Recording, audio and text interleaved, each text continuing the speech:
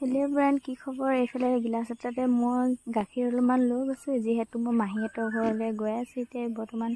আৰু যিহেতু ডাৱৰীয়া বতৰ, আৰু সন্মুখতে চাওকচোন ইমান যে ধুনীয়া ফুল এপাহ নহয় ফুলি আছে। আপোনালোকক মানে নেদেখাই থাকিব নোৱাৰিলোঁ, সেইকাৰণে অলপমান দেখাই দিছোঁ।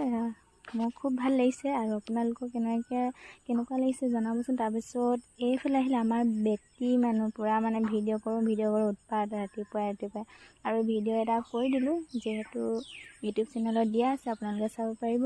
এইফালে আমাৰ ছোৱালী উৎপাত চাওকচোন, আৰু এইফালে লগাই দিলে আইতাকে জেতুকা লাগে বোলে তাইক।